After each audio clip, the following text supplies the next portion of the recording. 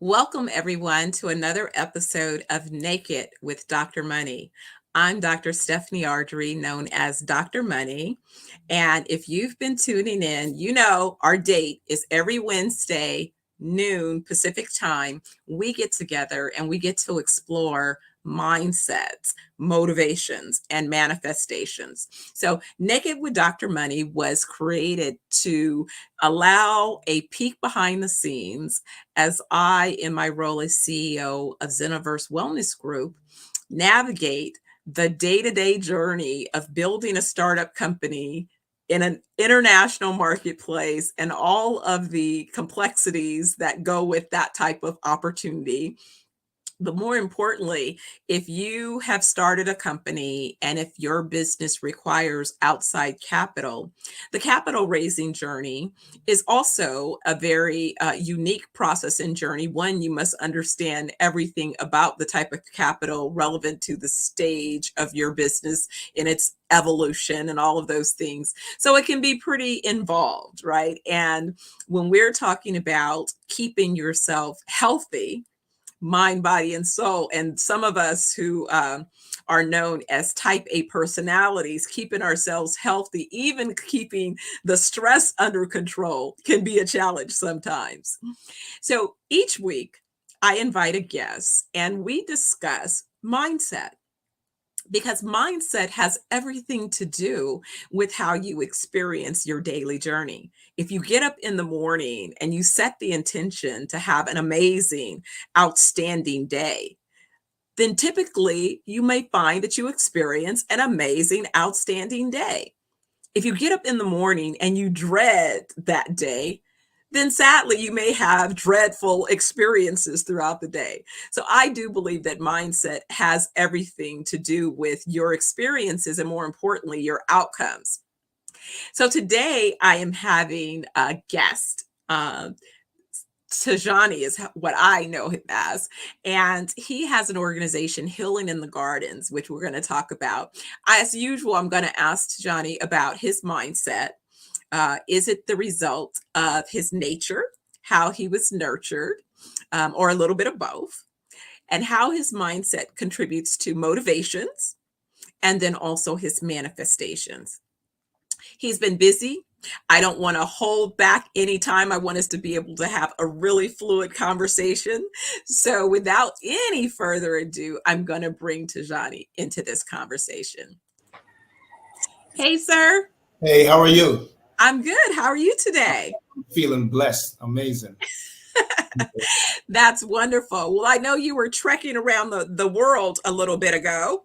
Yeah. We just came back. We did a African tour, a health tour, and as a nutritionist and a herbalist, we were able to, just have workshops that helped a lot of people dealing with health issues. The issues that's plaguing people not only in the states or in the so-called first world countries, but also in Africa, the Caribbeans, and all over. And we find that it's the same thing. So we've been able to help a lot of people, and yeah, it was an amazing experience. Now I'm back in Jamaica, and hey, the work continues. Absolutely. Well, I can't wait. I should be back in a few weeks. I'm working on my return and I'm actually putting together a small wellness trick. Doc and I were talking about there are a few patients that he has that are looking to come in. And then there's some patients from the US that want to come in for healing and to detox their bodies. And right now is the perfect time. You think about it at home. You typically get ready for spring. You do spring cleaning. Well, it's time to do body cleaning, right? Clean that body. Yeah. I mean, you have to do spring cleaning. You're supposed to detox or do an internal cleanse every season. So Right. whenever it's springtime, and you can break these up every three months. You know what I'm Mhm. saying? But yeah, this is what we do. I mean, recently I just drank some spring water from a new spring, and I'm telling you, like, I just I had the runs. I was just going through it. I feel nauseated. And I had to realize that not only is the season changing, that we're entering spring, but also the new elements and minerals that's from this spring water is now in my body and it's doing a detox. So Mhm. some people, most people would think that, oh man, I drank from this spring and I'm having this. Oh, the spring might be contaminated. But no, it's pure spring water. It's just that it's doing a cleanse. And you Wow. can, and it's amazing that you can just by drinking a water that's filled with minerals and oxygen, that you can do a cleanse to your body.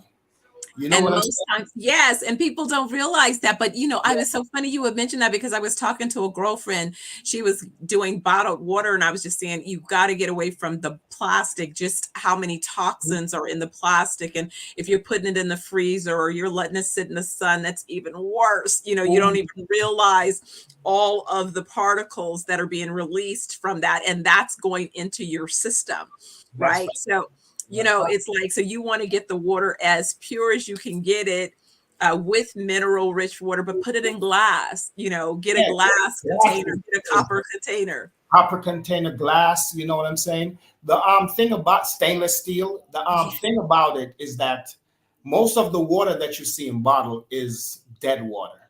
Yeah. You know, it's dead water. It's devoid of minerals. And the thing about it is that what they call alkaline water is really a machine alkaline. They're using electricity with a machine to try to produce what is called alkaline. But when it's in a pure spring and it has minerals and it has oxygen, it's Mhm. already alkaline. And it's a type of alkaline that's natural. You know what I'm saying? Because the water that that they're trying to copy, we have it in the coconut, right? They're just trying to contain it in a container, but it has no minerals, no nutrients. And it actually, if it's in plastic, like you say, it can make you sick because those particles are in the water. So yeah, you know what I'm saying? I know everybody don't have access to the spring, but like in Atlanta, where my practice is in Atlanta, we have great springs. So you don't have to come to the Caribbean. You can try to tap into where the spring is in your location. Absolutely, absolutely. Well, I am so excited to have you today. As I shared, we talk about mindset, motivations, and manifestations. So, Tijani, tell me, when did you first realize that you had a particular mindset? That's kind of part A of the question. And part B is, do you believe your mindset is the result of your nature, how you were nurtured, or a little bit of both? So I grew up in Jamaica with my grandmother. Okay.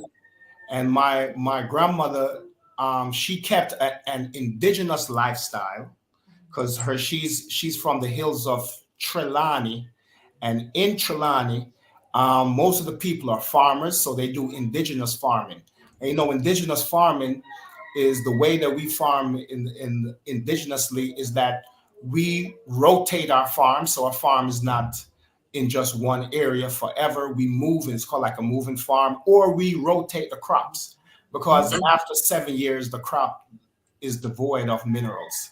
So you deplete the minerals in the soil, right? So she keep the culture like that, plus the spiritual culture, but she also mix it with Christianity because she was a strict Christian, right? So I went to church basically almost 7 days a week growing up with her. And I also learned of the indigenous ways, right? Like I learned about plants. She was the one that taught me about the spiritual aspect of plants, of harvesting plants, the proper way to do it, the way of when you come to take a plant, something from a plant, you give that plant something, you know what I'm saying? And to also talk to the plant and talk to the creator. So she taught me that. And also, after a while, she opened up a shop, right? I helped her to build a shop where we sold some herbs, but we also sold natural organic foods. Now, when I was growing up, I didn't know that I was being taught. I didn't know I was being taught. I was just living my life. It actually took when I was a teenager and I traveled, right? Mm. When I traveled to New York, I went to New York first. That was the first state that I traveled to. When I went there and I began to meet people who would talk about herbal medicine, Then I realized that, hey, I had the best. My grandmother was a master herbalist, right? And more than that, she was a herbalist on a different level because she approached it from a mindset, from a spiritual perspective, right? So it was at that point, as I began to develop myself in this field, then I realized that I was learning from my grandmother and everything that she instilled in me. So yes, it's really from the mindset, and I would go a step further, that it's from the heart, because the heart connects to the mind, right? So most people start from the mind in like a thought, but it really comes from the heart, and it's a spirit. It's a spirit that motivates. We see the mind as three stations: the stomach, right? The stomach is also considered the mind, Yep. the heart, and the brain, right? And when all three is in unison, then you're supposed to be able to see clear, right? So I do believe that my grandmother taught me without me knowing, but once I got older and I began to dive into it, I can clearly see that yes, it's my mindset that made me do the things that I do. I want to live healthy. I want to see people prosper and be healthy. And I also want to spread goodness in the world. And this is from the original teacher, my grandmother. It's so interesting because I'm not Jamaican, I don't think, but Jamaica feels like home whenever I'm there. And as I had an opportunity to meet people around the island, folks, and then finally went to Kingston, people are like, well, oh, you hang out in the country. And I'm like, in the country, that's where everything's happening, right? It's like, they're like, we're in the city now. I'm like, no, no, no, you guys are taking. So my friends are, well, don't you want to come to Kingston? I'm like, very little time spent in Kingston. No white people be in the city. If I want to be in a city, I could stay in the US. I come for the country, You right? know, it's the same thing. Even when I was in Dakar in Senegal, and Dakar is such a city. It's so like it's still, even though it's Africa, and yeah, it might have dirt road and sandy roads, it's still tall buildings, Yeah, and it's so close to each other. It's like New York. yeah. So no matter where you at in the world, the countryside is where you have the fresh air, where you have the water, where you have the herbs, the fruits. So who don't want to be in the countryside? That is the life. That is the life. Absolutely. Country But forever, yeah. that being said, you to realize that your grandmother had been sowing seeds and really helping you to connect, sort of in a way that you didn't even realize that was the guidance that you were receiving. So you were being nurtured in a certain way, but it also was your nature that was willing to receive that nurturing Yes. and to take action, because that's really what leads to the motivation. So when you began to realize these things, I mean, did you plan that you would have a healing journey? I mean, was it always your intention to be in the healing business, or did you have other interest that then you kind of retreated and came back to your healing practices? Well, I'm a musician by trade also. Okay. Right? So that was one of the talents that I had from I was young. So before I start practicing for myself medicine, herbal medicine, I was really diving into the arts, into the musical arts, right? And I became conscious of word, sound, and power, and that I have to say positive things and bring a positive light to the music. So once I began to do that, I noticed that my mindset was, changed, and want to connect more with spirituality and connect more with just consciousness, whether it's God consciousness, whether it's just consciousness about yourself. You know what I'm saying? Mhm. Now the thing that brought me 360 to natural medicine was that a friend of mine's in Detroit. His name is P Groove. He was a musician. That's his musician name, right? P Groove, he was a producer and a rapper, right? So P Groove family, they had a health food store called Akhenaten, or Akhenaten, really. So Akhenaten is a pharaoh, right, in Egypt, who believed in one God. He believed that the creator is one. Before that, the pharaohs before him believed that um, that the ancestors were the ones to be worshipped, or the ancestors were the one to connect to, and there wasn't a supreme being. Or maybe they thought that the supreme being broken up into the ancestors, the plants, the planet, like people still think to this day. But Akhenaten was the one who believed that the creator is one, and that there's nothing worthy of worshiping but that one creator. He also was he was a follower of this prophet at the time that was in Egypt. His name is, they call him Joseph or Yusuf. I don't know if people might have heard of the story Joseph. The reason why I'm saying all of this is because this store was a store that was perfect for me, because this health food store, he offered me the job to be the manager of the health food store, right? So this health food store was where I reconnected with my natural medicine past, right? And the thing about the story is that by being named Akhenaten, his father was a Muslim, right?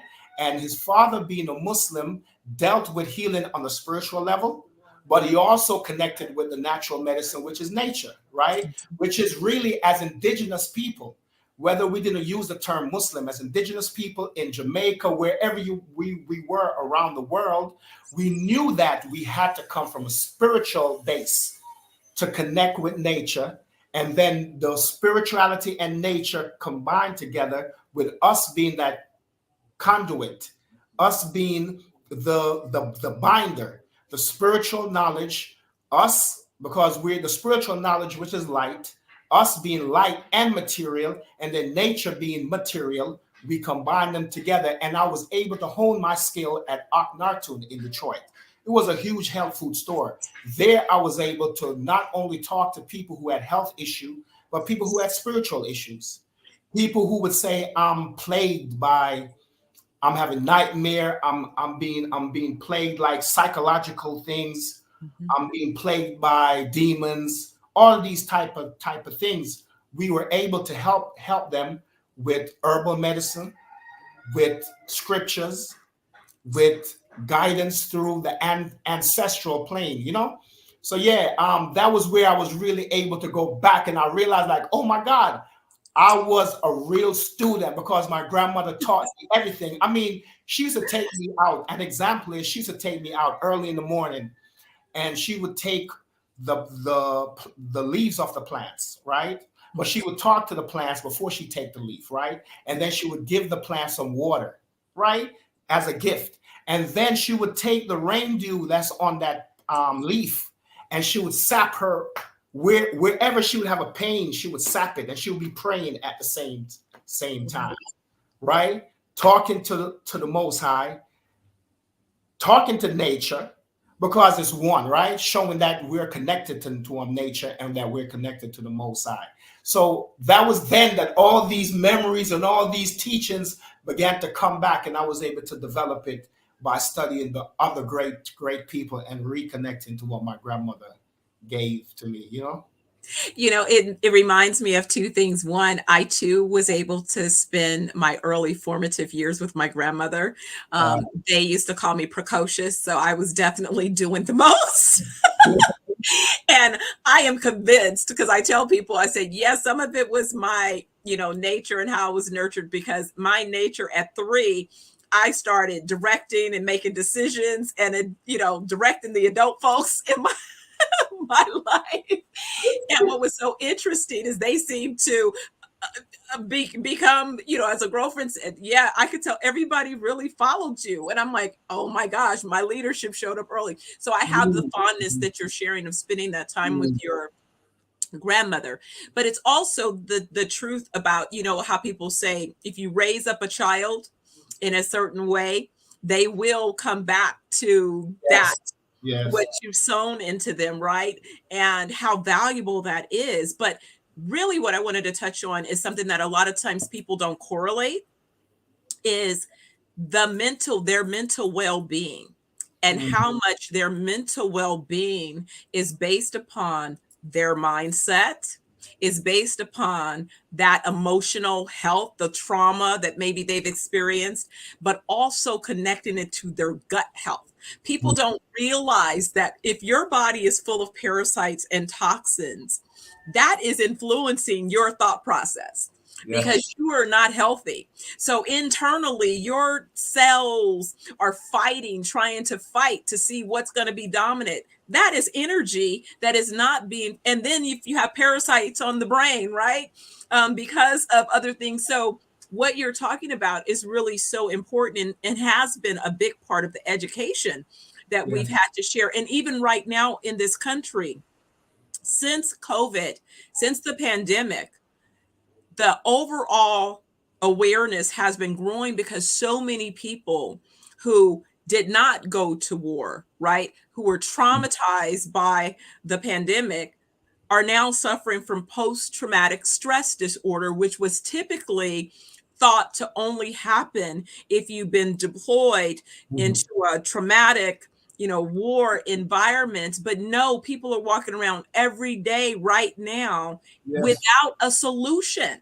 And so, what you are offering, what we are offering are, hey, one, hello, there are solutions to how Yes. you're feeling. And it can start with, first, let's detox all of the toxins Yes. in your system and let's build from there. So let's talk a little bit about that. Well, that's true. What I always think about, I can only speak what worked for me. My philosophy is based on life experience, right? So from what I see is that the first thing that you have to do, you got to start from the base. You have to have a spiritual base. If there's no spiritual base, there's nothing to start from. We need a spiritual base, and we need time to reflect. Because if you have time to look out, just look out into the world. You know what I'm saying? Like right now, I can look out and see the ocean, I see the hills and all of these things, right? The beauty of creation. Within it, there's always beauty. There's always beauty. And as a spiritual base, we have something to pull on. For example, in the Quran, Allah says that with every difficult, there are many eases. Mhm. So when you're going through something that's difficult, if you are able to reflect, you'll see so many blessings. And that alone, if you begin to concentrate on the blessings, then that alone will ease that trauma that you're going through. That will take away from it.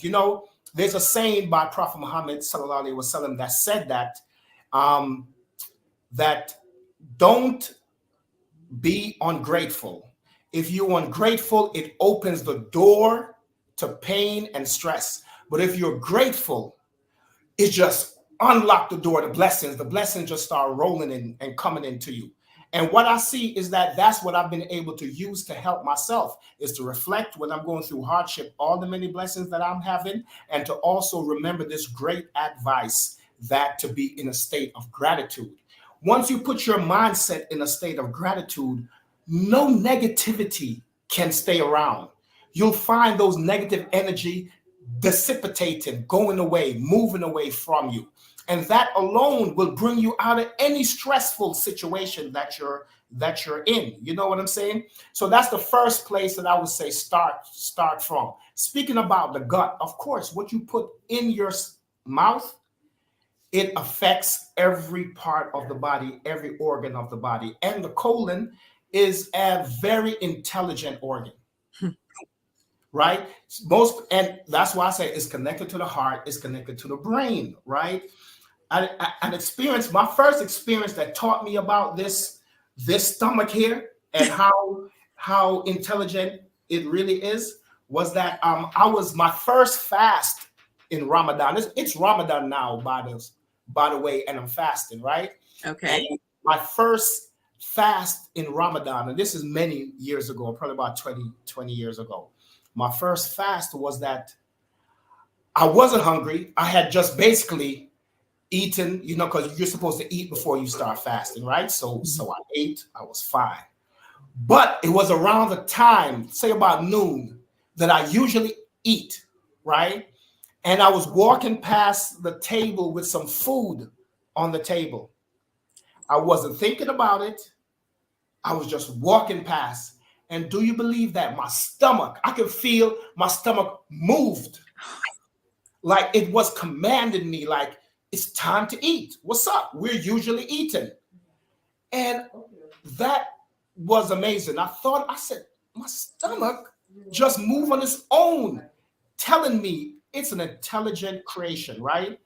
And we know that that's where, they talk about chakras, and that you have the mind chakra, the heart chakra, and all of these things. We know that that's where what is called the nafs, or what is called the lower soul, resides. So that's where your sexual appetite reside, is in the lower, in your stomach. You know what I'm Mhm. saying? That's where your habits, a lot of your habits, your eating, and if you don't control it, then gluttony can create. And if you eat the bad things because you're addicted to sweets and all of these things, that you can't control yourself. So even the control of yourself. And that's why in the month of Ramadan, Allah says that fasting is prescribed for you to teach you God consciousness, and for you to learn control over yourself. So that's one of the way fasting, to master yourself. And fasting will also get rid of the parasites in the gut.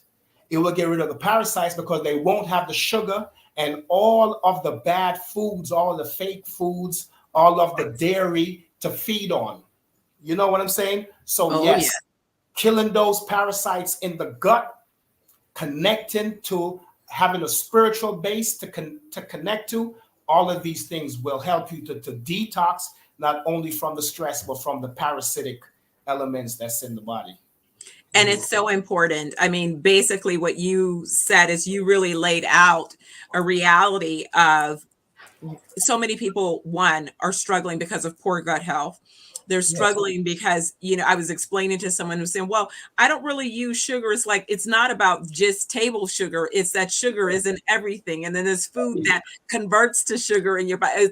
It's like, oh, I don't know all of this. It's like, exactly. It's like, it's all of these things combined, and combined with the more important thing that you just said, give your body a break.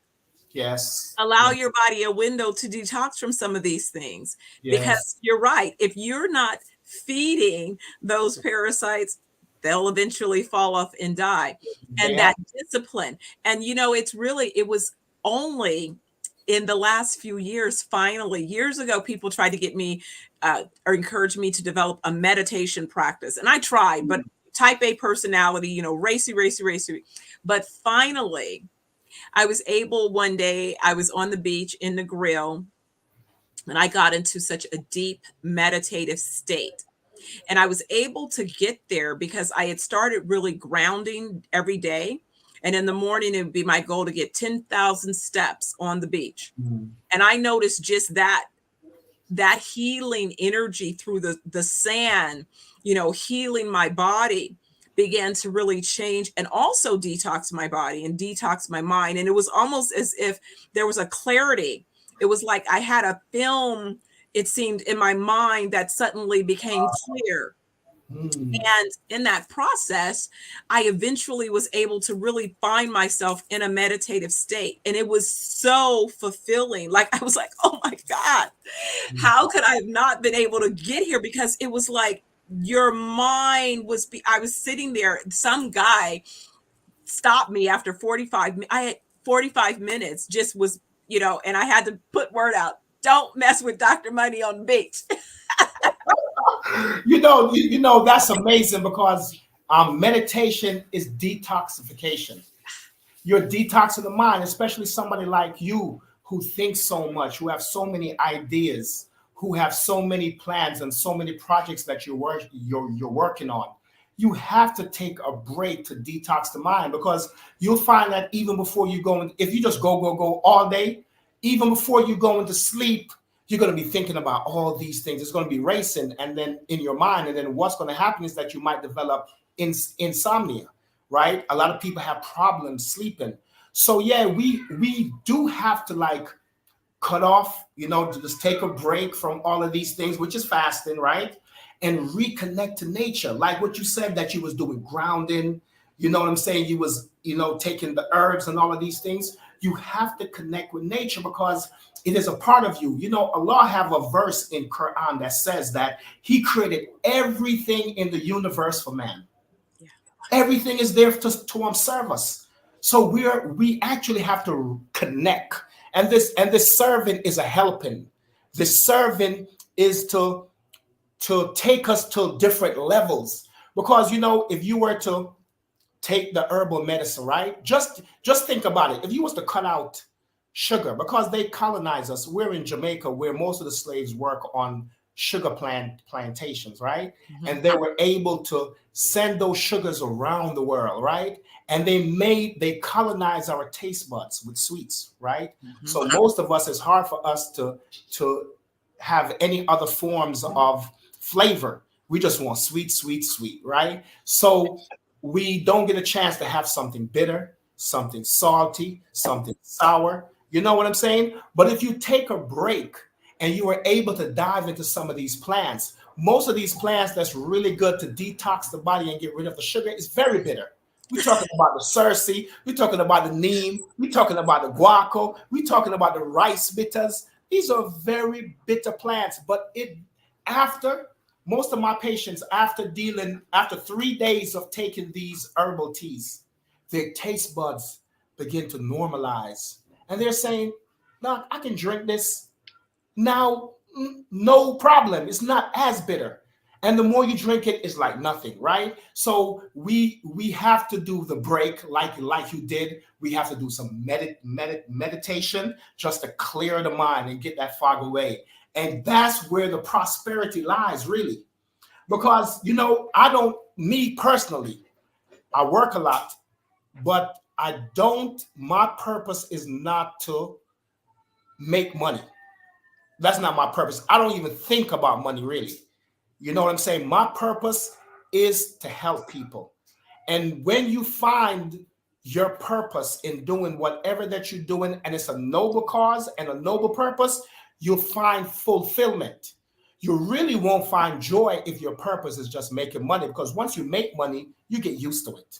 I got money, I can buy this, I can go here, I can do all that. But once you connect to a purpose, where you help people, you see the smile on people's faces. Your people say, "Oh my God, I got better." You see people say, "My health, I'm feeling amazing. I have energy." That's when you feel the fulfillment. So once again, connecting to a spiritual purpose and connecting to nature, you can't miss. You must And miss. so you hit it right on the head, because that's so if we were talking about manifestations, right? So Yeah. that's exactly, I was coming home yesterday. I'd flown up to the Bay Area for a funeral, and my Uber driver yesterday from the airport was, I don't know, we just hit it off from the beginning, right? Really, really great guy. And he asked me something about, well, how long had I lived in Vegas? And I said, well, it's kind of a funny story. I moved here to build a casino, but didn't want to build a casino. And I was so happy that COVID hit, so I didn't have to go forward. But it was kind of this crazy thing where this group had put together, $3.5 billion for this casino. I'm a real estate developer. I hadn't been able to get funding for a project that I wanted to do. So let me go and develop this project, so that I can create an income, a livelihood, right? And I thought, and people were, like, who walks away from $3.5 billion, whatever? And I was just like, I can't do it. I don't like casinos. I don't want to be in a casino, and I don't want. And when I saw the neighborhood, I was like, oh heck no, this cannot be my legacy. But thankfully, COVID hit, and then because I was in law school at the time, I ended up coming to Jamaica. Now, mind you, I had been coming to Jamaica over the years, but I had never stayed in Jamaica what ended up being 3 months straight. So I'd never Wow. been there that long at a time, and in that's when I really felt that I got to understand the sub markets and the communities, but more importantly, I transformed my body. So I was looking at, when we came back to campus after the year, because we were still in law school. And on average, my classmates had gained somewhere between 50 and 75 pounds. And I came looking 10 years, 15 years younger. And they're like, what the heck did you do? And I was like, Yeah, yeah, I yeah. was in Jamaica. And so a friend of mine was saying, yeah, I thought you were just over in Jamaica frolicking around. I'm like, no, I was in law school, one, and I was still doing consulting, raising capital for companies and doing, commercial finance, but I could do it from my computer. But that also allowed me the space to do 10,000 steps a day on the beach, on the most healing beach, to eat the freshest, purest, organically grown foods, fruits, and vegetables. And I watched the impact of those things transform my body. So Yeah. I'm like, yes. So he said, the Yeah. second I started talking about that, he said, oh my God, you lit up. He says, you definitely love the bit. I said, exactly. I'm in my happy place. I thank God every day that I get up and be the person, the visionary behind this venture that I'm creating, the people who I come in contact with, the fact that I'm able to help, and the beauty in the fact of that, sharing that with my son, right? And then, the other extended, it's Hey. just like, you, wow. Yeah. Jamaica is a healing place. I swear. I mean, I usually bring people here that's dealing with health issues and need to be acclimated to the way they should eat and just having access to the herbal medicine and then can relax. I swear. After a couple of hours of landing, they began to feel changes. They've said to me like, "Oh, whoa, what's going on?" Like so, healing ground. Literally, it's a healing ground. It's something about the air. It's something about just the energy that's here that can just change your life. And then if you add the food, the organic foods, and you add the plants, then it's going to take it to a different level. It Yeah. really is. Well, Tijani, believe it or not, as always, this small window of conversation passes really fast. But before we go, I want you to share just a little bit about some of the things that people could experience when they go to your website, Healing in the Gardens. And we're going to give them a bonus incentive to go to the website to get a discount. So tell us a little bit about some of the wonderful things that they could find there. Okay, so first I have a company called Jamaica Organics, and it's a company that do wild crafting. What is called wild crafting. We have teams that go up into the mountain. We don't believe in farming because the farms usually use pesticides on their crops, and if even if they don't use it, even if they say they're organic, their neighbor might not be organic, and it can wash off that all of those killers into the um farm. Plus, they don't rotate there. As I say, indigenously, we believe in rotating our farms, right? Changing out the crops or just moving the farm to a different area. So we choose wildcrafting, which is to go up into the mountains. The mountains that we choose is the Blue Mountains in Jamaica and the John Crow Mountains. So we're in Portland, St. Thomas region. We also pick our herbs based on the moon cycle. So when the moon is full, it pulls on the tide that's on the planet. But not only the tide, it pulls on every liquid that's on the planet. So it also pulls the phytonutrients and the chlorophyll from the roots to the leaves. So that's when we pick the leaves of the plants. And then also when it's the dark nights, what we call the dark nights, when it's barely a slither, we dig up the root because the power is in the root. So Jamaica Organics, we supply. Our clinic that's in Atlanta is called Healing in the Garden, but we're also online because we're able to help people from all around the world. Healing in the Garden supply the wildcraft herbs. We have a lot of herbal formula. I am a plant medicine specialist. That's my specialty. I create formulas to deal with any ailments, and believe me, they work very fast. I'm able to develop these formulas that can work fast. Because herbal medicine, nature, the way God made nature, things move slow.